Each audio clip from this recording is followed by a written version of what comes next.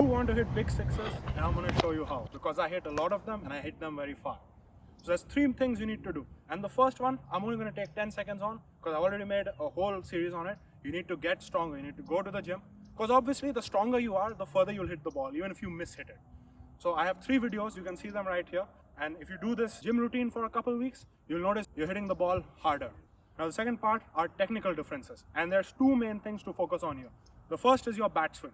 If you want to hit the ball far, your back lift cannot be low. If you're going to swing from here, the ball's not going to go as far as compared to when you get it all the way up and then do a full swing.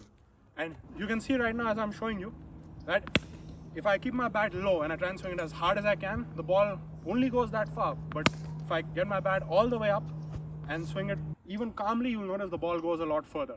Now a common mistake with this is you want your bat to go up, but you don't want it to come back like this. At most it should be vertical. If it's coming behind, then it'll take you much longer to swing. And while this may work for sports like golf where the ball is stationary, this will not help you in cricket where you actually need to hit the ball far but also fast, because the ball could be coming very quickly. So the first step is making sure that you get all the way up. Now the second part is making sure that you fully finish your follow through.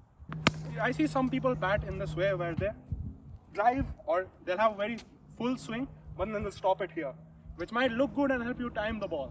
But when you're trying to hit the ball far, in the end this will only limit it.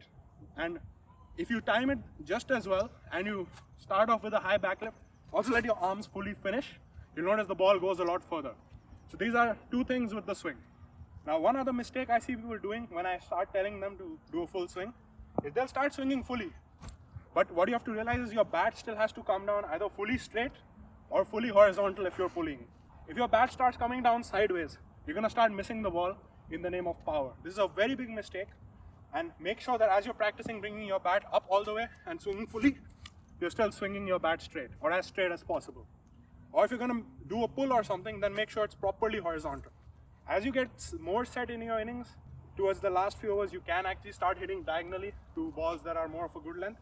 But you want to make sure early on especially that your bat swing is either straight or fully horizontal. So now the second part, once your swing is good, where you're swinging fully, there's a very important part which I also mentioned earlier, which is weight transfer. But today I'm going to show you how to do it. A big mistake I see a lot of people doing is they'll swing the bat, they'll have full bat swing, they'll put a lot of force into it, but then to put that force into it, they start going backwards like that. Now, if you do that, the ball will not go anywhere. You need to make sure that as you hit the ball, you're at the very least staying in place and going a little forward.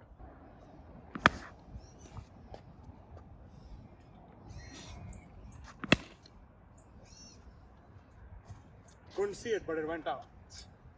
You don't have to fully go all the way out like this, although you will notice every time you step out and hit the ball, it goes a lot further. So what you want to make sure is you need to be able to transfer your weight forward on every shot, even on the pull shot. Even on back foot shots, you'll notice Rohit Sharma, when he goes back to pull, he's still forward. You're still having your weight forward. Like you'll notice I fell forward. Now how do you actually do this? Because it's very hard to focus on both your swing and putting your weight forward. So a very simple drill for you. This is basically a standard drop drill where you're trying to hit it for 6. But rather than having the ball dropped somewhere around here where it normally would, you're going to have your partner throw the ball a little further away. And what that'll do is that'll force you to get to the ball to hit it.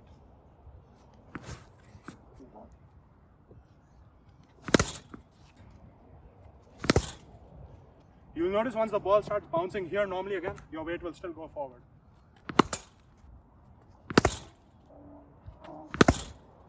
Now for back foot shots, like I said, a similar drill you can do is you can just practice the way you normally do with like underarm feet around this high, the way you practice your pull shots, but really make that effort that even if you go back, your weight is still forward. You can see my head is still over my front leg, even though I'm going back.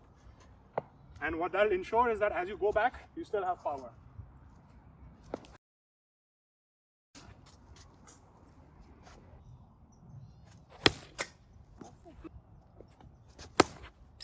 So as you saw in those shots, compared to how a person would normally go all the way back and get off balance, I was still trying my best to stay forward, and you'll notice the power does get transferred into those shots. And now obviously as after you swing, your momentum will take you back, but the goal is to stay in this forward position as long as possible as you swing. Now the third and one of the most important parts is the mental side of hitting sixes. And if you do this properly, you might not even have to make any technical changes at all. And this is what's holding most people back. Now, the two things with this section are you need to, one, always be prepared to hit a six. And what this means is when you're actually batting, your mindset should be, as you go down, first, I want to see if this ball, can I hit this for six? Yes. And let's say it was a good length ball. You first thought of hitting it for six, then you're like, can I hit it for four? Then you realize, oh no, it's actually coming in. So at that point, you can be like, okay, I'm going to either take a single or try and defend it. But most people start the other way around. At first, they're like, oh, is it going to be a good length ball? Then once they realize it's not a good length ball, by that point, their back lift is still low. If you start lifting it up now, you're going to be gone. So the point is, when you want to hit sixes, obviously every time you come into bat, if you're 3 down, you don't want to be like, oh, I'm going to hit this ball for 6. But it's good to be positive, and if you start off thinking, I'm going to hit this ball for 6, your body will naturally be ready for a full swing. And then later on, if you realize that, oh, this is actually not a ball I can hit for 6, you can actually defend, because it's easier to go from hitting a 6 to defending than it is to go from trying to defend and hit a 6. That's never going to happen. That's the first part. And the second part is knowing your own limitations. I hit a lot of sixes, but that doesn't mean I can hit every ball for 6. In fact, I have a very narrow range of balls that I can actually hit for 6. And one of them is this length right here. The second, I've gotten very good at recognizing when a ball is landing around here. So because I'm ready to hit a 6, I can hit a ball that's bouncing here or somewhere in this region for 6. But if it's outside that, I'm not even going to try, unless obviously the required run rate is 20. The point is, to hit more sixes, you have to attempt them more often, but that doesn't mean you attempt them every ball. You only attempt them when you get a ball that you can hit for 6. And as you bat a little bit, you'll realize which balls you can hit for 6.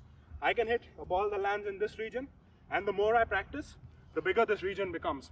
Right now, I've not practiced in a while, so I can probably only hit balls in about this region. But as I practice more, slowly my hand-eye coordination gets better. I can hit balls that bounce here, maybe balls that bounce a little fuller. I'm good enough to maybe do a helicopter version of the same shot that I showed you earlier. So the point is, know your range and always be ready to hit a 6. If you do those two things and you combine these technical differences, you'll be hitting the ball a lot further, a lot more often. And that too, without taking unnecessary risks and getting out. And that is the key to hitting big sixes.